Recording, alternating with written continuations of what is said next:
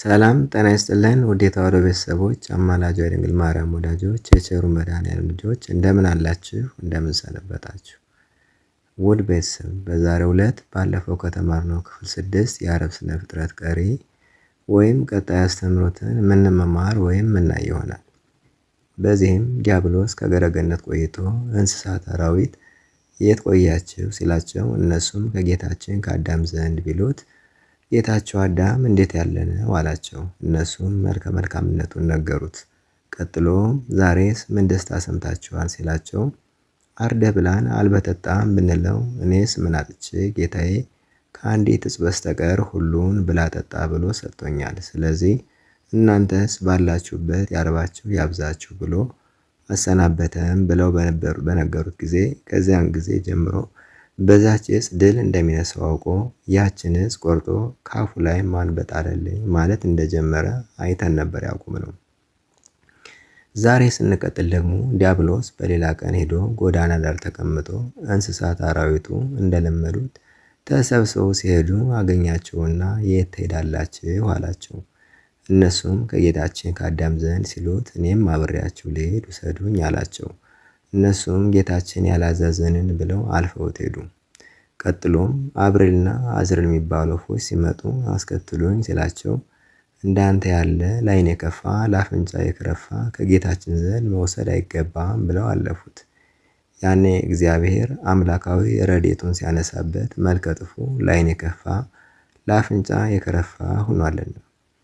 ቀጥላም እባብ መልከ መልካም መጠኗም የግመል አውራ የምታክልና ሳር ነጭታ ውሃ ተጎንጭታ የምትኖር ነበረችና በውበቷ ምክንያት ትዕቢት አድሮባት ተለይታ ለብቻዋ እየተንጎራደደች ስትመጣ አገኛትና ወዴት ትሄጃለሽ አላት።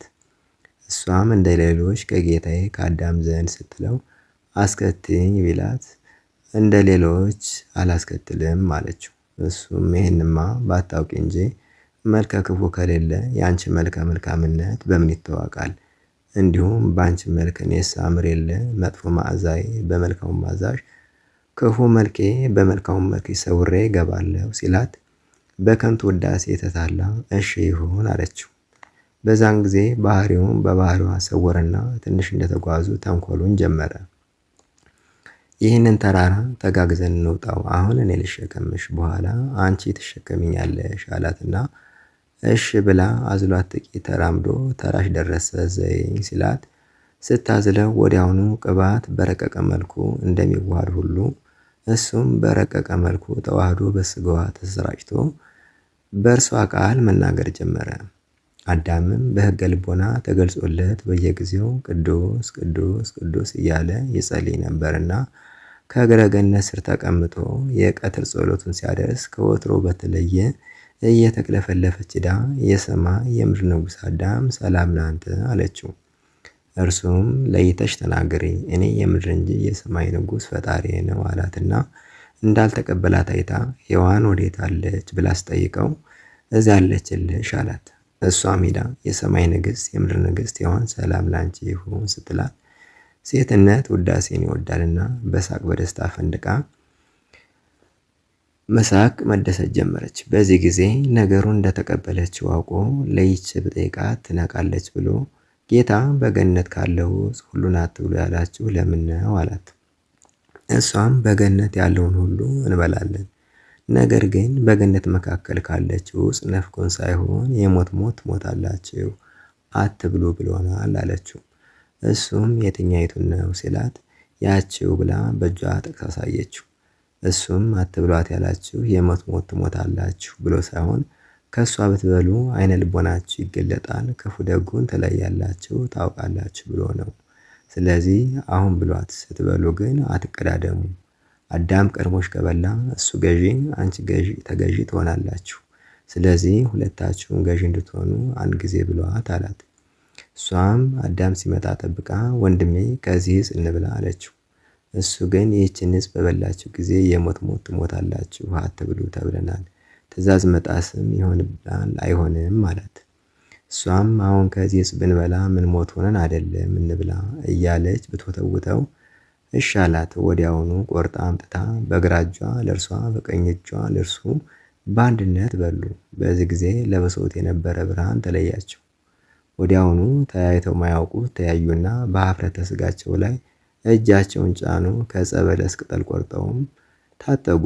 ነገር ግን ጌታ አሁን እኛ የለበስነውን ቁርበት መሸፈኛ አለበሳቸው።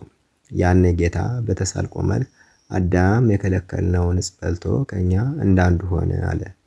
ነገር ግን በጌታ ዘንድ ተሳልቆ የለምና በኋላ ከሦስቱ አካላት አንዱ አካለ ወልድ የአዳምን ሥጋ የሚለብስ መሆኑን መናገሩ ነው። ከዚህ በኋላ ጌታ የሰው እግር አረማመድ በሚመስል ድምፅ እየተራመደ መጥቶ አይቴሃሎ ከአዳም አዳም የት ነህ አለው። የት ነህ ማለቱ ግን ያለበትን አላቅ ብሎ አይደለም፣ ነገር ግን በኋላ አላዋቂ ሥጋህን ተዋህጄ አድንሃለሁ ሲል ነው። አዳምም በአፈር ብፈራ ይኸው ራቁቴን ሁኜ ከዚህ አለሁ አለው። ጌታም ራቁትን መሆንህን ማን ነገረህ? አትብላ ያልሆን ዕፅ በላህን? ይህስ እንዳይሆን ነግሬህ አልነበረምን ቢለው ሔዋን አሳሳተችኝ አለ። ምክንያትም በዚህን ጊዜ ተጀመረች። ሔዋንም በፋንቷ ምድር ያለች አውሬ አሳሳተችኝ ብላ አማኘች። አውሬዋን ወይም እባብን ግን አልጠየቃትም። መርገምም በእሷ ተጀመረ። 4 እግር የነበራት ጊደር መሰል ምታምር እንስሳ ነበረችና እንዲህ ያለ መርገም ጀመራት። በሆድሽ እየተሳብሽ ሂጂ፣ ምግብሽ አፈር ይሁን አላት። ወዲያውኑ በሆዷ መሳብ ጀመረች። ዛሬ ሰው በትር ይዞ ራሷን ሲቀጠቅጣት፣ እሷ ደግሞ የሰው ነገር ስትነክስ መኖሯ ከዚህ የተነሳ ነው። ለዚህ ማስረጃም እባብ ሌላ አካሉን ቢመቱት ተሎ አይሞትም፣ ራሱን ሲመቱት ግን ተሎ በቀላሉ ይሞታል። በዚህ አንጻር ዲያብሎስ ክብር አታገኝ ሐሳር ይብዛብህ ብሎ ፈጣሪ ረገመው። ዛሬ ዲያብሎስ የሰዎችን ልቦና እየነከሰ ኃጢአት እያሰራ ስለሚኖር ጻድቃን በጾም በጸሎት በስግደት ራሱን ሲቀጠቅጡት ይኖራሉ። ቀጥሎም ሔዋን የቆረጠቻት ዕፀ በለስ ደም እንደሚንጠፈጠፈው ሁሉ ጌታም ሔዋንን ደምሽን ጠፍጠፍ ብሎ ረገማት። ዛሬ በየወሩ ሴቶች የወር አበባ ደም የሚያዩት ከዚህ የተነሳ ነው። ይሁንም እንጂ ደሙ በጽጌ ፍሬው በልጅ ይመሰላል። ዛሬ ሴቶች በሕማም በጻር በጋር ወልደው ነገር ግን ሕመማቸውን ረስተው ወደ ባሎቻቸው የመመለሳቸው መነሻ ይሄ ነው። ለሔዋን ስህተት መነሻም ገዢ ለመሆን ነበርና ጌታ እሱ ይግዛሽ በማለት ገሰጻት። ዛሬ ሴት ልጅ ለባሏ ተገዢ የመሆኗ መነሻ ምክንያት ይህ ነው። አዳምንም የሔዋንን ቃል ሰምተህ እንዳትበላ ካዘዙህ ዕፅ በልተሃልና በተግባርህ ምድር የተረገመች ትሁን፣ ዕድሜ ሙሉውን ጥረህ ግረህ ብላ፣ ምድርም አመኪላ ታብቅል፣ መሬት ነህና ወደ መሬት እስክትመለስ ድረስ በወዝህ ኑር ብሎ ረገመው። ሾህ አሜከላ ይብቀልብህ ማለቱ የኃጢአት ተግባር ይሰልጥንብህ ሲለው ነው። እንዲህ አድርጎ በዕለተ ዓርብ ሁለቱንም በ9 ሰዓት ከገነት አውጥቶ በአንጻረ ገነት በደብረ ቅዱስ አኖራቸው። ስለምንስ በአንጻረ ገነት በደብረ ቅዱስ አኖራቸው ቢሉ ገነትን አሻግረው እያዩ ወዮ ቦታችንን ገነትን በኃጢአታችን ምክንያት አጣንሽ እያሉ ሐዘን እንዲጸናባቸው ነው። ምክንያቱም ሐዘን ከንስሐ ያደርሳልና፣ በሌላ በኩል ባህሪያቸውን ተዋህዶ የሚያድናቸው ነውና ተስፋ እንዳይቆርጡ ነው። እንዲሁ ነው በደብረ ቅዱስ 7 ዓመት እያዘኑ እያለቀሱ ሲኖሩ ከዕለታት አንድ ቀን የገነት ነገር አስቦ የነበረው ጸጋ ትዝ አለውና እግዚአብሔርን ያክል ጌታ ገነትን ያክል ቦታ ያሳጣችኝ ይህች አይደለችም ብሎ ሔዋንን ሂጂ ከፊቴ ወግጂ ብሎ አባረራት። ሴት ደንጋጣ ናትና እሷም እጇን በራሷ ላይ አድርጋ እያለቀሰች አቆልቁላ ወረደች። ነገር ግን ከእግዚአብሔር የተላከ መልአክ መጥቶ ሔዋንን ለምን አሳደድካት ብሎ ገሰጸው። እሱም ምን ላድርግ እግዚአብሔርን ያክል ጌታ ገነትን ያክል ቦታ ያሳጣችኝ እሷ ናት እኮ መሰናከያ እንጂ ጠቃሚ አይደለችም ብሎ መለሰ። መልአኩም መልሶ አሁን እሷን አባረህ ገነት ልትገባ ነው፣ በእርሷ ምክንያት ከገነት እንደወጣ መልሰህ ገነት ልትገባው በእሷ ምክንያትና መልሳት አለው። በዚህም በሔዋን ምክንያት ከገነት ቢወጣ በእመቤታችን ምክንያት ወደ ገነት መመለሱን ሲነግረው ነው። ሔዋን ከአዳም እንደተገኘች ጌታም ከእመቤታችን ተወልዷልና። አዳምም እሺ ካለ እርሷ የማይሆንልኝ ከሆነማ ትምጣ አለ። መልአኩም አንተ ሄደህ አምጣት አለውና ሄዶ ታርቆ መለሳት። ይህም ስርዓቱ ነው ቀርቶ ዛሬ ወንዶች ሴቶችን ሂደው የሚያጩ ከዛ የተነሳ ሲሆን ተጋጭተው ተጣልተው ቢሄዱ ወንዶች ሂደው ታርቀው ይመልሷቸዋል እንጂ ሴቶች ተመልሰው አይመጡም አይለምኑም። ከዕለታት አንድ ቀን ገነት ከዕለታት አንድ ቀን ሔዋንም የገነት ነገር ትዝ አላትና ወንድሜ ፈጣሪያችን አይምረን ይሆን አለችው። እሱም ወይም አዳምም ምን ነው አይምረን፣ ዳሩ ግን አንቺ አፍራሽ አለሽና ምን ይደረጋል አላት። እሷም እንግዲህስ አላፈርስም ካልኸኝ አልወጣም አለችው። በዚህ ጊዜ በደብረ ቅዱስ በስተ ምስራቅ በኩል ባህር ነበርና ከባህሩ ገብተን 40 ቀን ብንቀመጥ ይምረናል እንግባ ቢላት እሺ ብላ ተያይዘው ገቡ። ሲገቡም አይን ላይን እየተያዩ ሆነው ተራርቀው ገቡ። ይህም ስርዓቱ ነው ቀርቷል። ዛሬ ወንዶችና ሴቶች ተራርቀው ለየብቻ መጸለያቸው ከዚህ የተነሳ ነው። እንዲሁ ነው 35 ቀን እንደተቀመጡ ከዕለታት አንድ ቀን የጥንት ጠላታቸው ዲያብሎስ መልአከ ብርሃን መስሎ መጣባቸውና ከአዳም ዘንድ ሄዶ ምሬያቸዋለሁና ገነት አግባችሁ ብሎኛል፣ ላግባችሁ እንሄድ አለው። አዳምም እኔስ ቢምረኝም የተናገርኩትን ቃል ሳልሞላ አልወጣም ቢለው እንዲህ ያለ ትዕቢተኛ ቀድሞ አትብላ ያለውን በልቶ እዚህ ደረሰ። አሁን ምሬሃለሁ ገነት ግባ ቢለው እምቢ አለ በማለት እየለፈለፈ ሔዋን ዘንድ በመሄድ ታዝዤ ገነት ላገባችሁ መጥቼ ነበር፣ ነገር ግን ይህ ሰው እምቢ አለኝ፣ አንቺስ አትሄጂምን አላት። እሷም ገርሃተ ሐምሉ ወይም የነገሯትን ሁሉ አማኝ ናትና ጌታዬ ሲምረኝ ለምን አልሄድ እሺ ብላ ወጥታ ተከትለው መሄድ ጀመረች። አዳምም እንዳልወጣ ቃሌ ይፈርስብኛል ብቀር አውሬ ይጣላታል ብሎ ሲቸገር ቆይቶ ወጥቶ ሄደ። ጥንትም አዳም በዲያብሎስ ድል ተነስቶ አያውቅም፣ ሔዋን ግን ድል ትደረጋለች።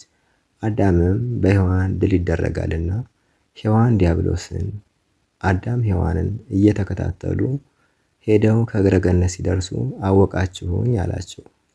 እነሱም እኛስ አናውቅህም፣ አንተ ግን መልአከ ብርሃን ነኝ አላልህም ወይ አሉት። እሱም አይደለሁም ቀድሞ ከገነት ያወጣኋችሁ ጠላታችሁ ነኝ ሲል መለሰላቸው። ያኔ አዳም ዛሬም ደገመኝ ብሎ በፊቱ ከነበረ ትክል ድንጋይ ላይ ተወርሮ ወደቀና ጎኑ ተቀደደ፣ ደሙ ፈሰሰ። ዲያብሎስም ወዲያውኑ ታላቅ ድንጋይ አገላብጦ በጨለማ ዘጋባቸው። 3 ቀንና 3 ሌሊት እንዲህ ብለው አድረው ጌታ በ3ኛው ቀን መጥቶ ቁስሉን አድኖ ወደ ነበረበት መለሰው። ከዕለታት አንድ ቀን ከእግዚአብሔር የተላከ መልአክ መጥቶ የአዳም ሰውነት ከስቶ ፊቱ ጠቁሮ አየውና አዳም ፊትህ እንደ አጥቢያ ኮከብ ያበራ የነበረው ምን ነው እንዲህ ጠቆረ አለው። አዳምም ቢርበኝ ቢከፋኝ ሲለው መልአኩም ከእግዚአብሔር ዘንድ ሄዶ አቤቱ ያ እንደ አጥቢያ ኮከብ ፊቱ ያበራ የነበረው ፍጥረት እኮ ከስቷል፣ ተርቧል፣ ተጎሳቅሏል ብሎ ነገረለት። ጌታም ሂድና ከገነት ያሉ ወፎችን ምግቡን ውሰዱለት ብለህ እዘዛቸው አለውና መልአኩም ሄዶ አብርልና አዝርል የተባሉ የገነት ወፎችን ለጌታቸው ለአዳም ምግቡን ውሰዱለት፣ የማታ ማታ ልጆቹ ልጆቻችሁን እንዳይጣሏቸው ምግብ ወስዷቸው ስጧቸው አላቸው። እነሱም እየተመላለሱ አስረው የተዋሻ ምግብ ሞሉለትና ጌታችን ሆይ ቀድሞ ከገነት ስትወጣ አብረን ሸኘንህ እንጂ የበደል ነገር የለምና እባክህ ልጆቻችን እንዳይጣሏቸው ቃል ግባልን አሉት። አዳምም እኔ በኃጢአት የወጣሁ እንጂ እናንተማ ምን በደላችሁኝ? አሁንም በያላችሁበት ያብዛችሁ ብሎ ባረካቸውና እንሂድ ሲባባሉ ቋንቋቸውን ገነት ሳለ ሰምቶ ያውቅ ነበርና አብሬያቸው ልሂድ ብሎ ካመጡት ፍሬ ስንቅ ቋጥሮ ተነሳና ሲሄድ በቀኝ በግራ ክፉ ከሆነ ማያሳልፍ ቦታ ደረሰ። እነሱ በረው ሲገቡ አዳም በዚህ ቢል ዲያብሎስ አገኘውና ዛሬስ ገድየው ልረፍ ብሎ በትልቅ ድንጋይ ጉልበቱን ሲመታው ደሙ ፈሰሰ፣ አጥንቱ ተከሰከሰ። ያ ድንጋይም ድንኳን ሆኖ ለ3 ቀን በዚያ ሰነበቱና በ3ኛው ቀን እንደ ዝብድይ ባለ ድንጋይ ደሙ ተጠራቅሞ አገኘውና ካመጣው ፍሬ በደሙ ለውሶ መስዋዕትነት አቀረበ። በዚህ ጊዜ መልአክ መጥቶ አዳም ስንት ቀን ትጸሳታለህ? በአንተ ደም መስዋዕትነት ገነት እገባለሁ ብለህ ነው? አይሆንም፣ ከእንግዲህ ወዲህ ገነትን በዓይነ ነፍስ እንጂ በእግረ ሥጋ ገብተህ አታያትም አለው። ቀጥሎም ጌታ መጥቶ አዳም በእኔ ደም እንጂ በአንተ ደም ገነት አትገባም፣ የዛሬውን ተቀብያለሁ፣ ለወደፊቱ ግን አትድገም ብሎ ገሰጸው። የአዳም መከራ ወይም መከራ የተቀበለበት ቀን ሲቆጠር 35 ቀን በባህር 3 ቀን በጨለማ የተዘጋባቸው በድምሩ 41 ቀናት ይሆናሉ። ዛሬ በጸሎት ጊዜ 41 ጊዜ ክርያላይሶን 41 ጊዜ ጊዜው መሐረነ ክርስቶስ የሚባለው ለዚህ ነው።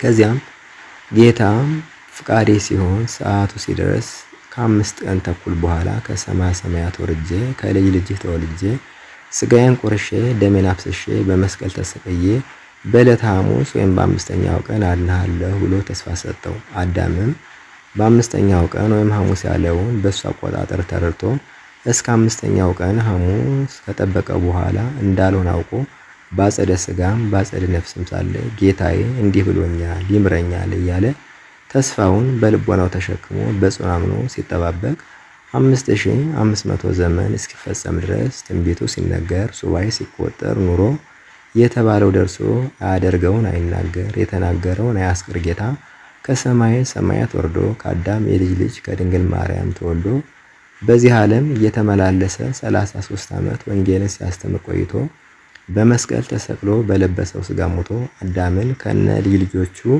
ወደ ጥንት ቦታው ወደ ገነት ወደ ነበረ ክብሩ መለሰው። በዚህ ሁኔታ አዳም በገነት 7 ዓመት ቆይቶ በዕለተ ዓርብ ከገነት እንደወጣ ከ5500 ዘመን በኋላ በዕለተ ዓርብ ከነ ልጅ ልጆቹ ፈቅዶ በፈጠረው ወዶ ባከበረው በፈጣሪው በጌታ ቸርነት ተመልሶ ገነት ገባ። በዚህ ልክ ለወደደን ቸሩ አምላካችን በመቀጠል ለደህንነታችን ምክንያት ለሆነችው ለእመቤታችን ለድንግል ማርያም ከነፍስ ከስጋችን ዘላለማዊ ክብርና ምስጋና ይድረሰው ይድረሳት፣ አሜን። ደራሲው ተፈጸመ ተስፋበው በማርያም ድንግል ወበቀራንዮ ተተክለ መድኃኒተ መስቀል እንዳለው በዚህ ሁኔታ ጽኑ ቃል በጽኑ ቀጠሮ ተፈጸመ። 5500 ዘመን የተባለው ሲተነተንም ከአዳም እስከ ኖህ 2250፣ ከኖህ እስከ ሙሴ 1598፣ ከሙሴ እስከ ሰለሞን 599፣ ከሰለሞን እስከ ክርስቶስ ልደት 1093፣ ጠቅላላ ድምር 5500 ዘመን ይሆናል። ስያሜውም ዓመተ ፍዳ ዓመተ ኩነኔ ሲባል ከክርስቶስ ልደት ወዲህ ያለው ዘመን ደግሞ ዓመተ ምሕረት ወይም ዓመተ ስጋዌ ይባላል። ውድ የተዋሕዶ ቤተሰቦች የስድስተኛው ቀን ስነ ፍጥረት አስተምሮት ከሙሉ በከፊሉ ከብዙ በጥቂቱ ይህንን ይመስል ነበር። እኔም ለዕለቱ አዘጋጅቼ ያቀረቡላችሁ የዕለተ ዓርብ ስነ ፍጥረት ትምህርት እንዲሁም ከመነሻዬ ከአምስቱ አዕማደ ምስጢር እስከ ስነ ፍጥረት ድረስ እግዚአብሔር በፈቀደልኝ አቅሜ በቻለ ልክ ስንማማረው የቆየነው ትምህርት በዚህ የተጠናቀቀ ሲሆን በሌላ ሃይማኖታዊ ትምህርት የምንቀጥል ሆኖ ለዚሁ ቆይታችን ግን አነሳስቶ ላስጀመረን አስጀምሮ ላስፈጸመን የፍጥረታት ፈጣሪ ልዑል እግዚአብሔር ክብር ምስጋና ይድረሰው እያልሁ እርስዎ ወደ ቻናል የመጡት ለመጀመሪያ ጊዜ ከሆነ እባክዎ አሁኑኑ ይህን ቻናል ሰብስክራይብ ያድርጉ፣ ዘመድ ጓደኛም እንዲቀላቀሉ በቅንነት መረጃ አካፍሉ። ተሰባስበን በጋራ እንመማር። መምህሩ ባለቤቱ መድኃኔዓለም ነው። የኛ ቅንነት ለበረከት ነው። በመጨረሻም ለተሻለ ግንዛቤ ከመግቢያ ጀምሮ በቅደም ተከተል የተጫኑ ሁሉንም ክፍለ ትምህርቶችን ያዳመጡ ዘንድ እያሳሰቡ ቀጣይ በሃይማኖታችን ሌላ ርዕሰ አስተምሮ እስከምንገናኝ የእግዚአብሔር ቸርነትና ጥበቃው በያለንበት አይለየን። ወስብሐት ለእግዚአብሔር አሜን። ይቆየን።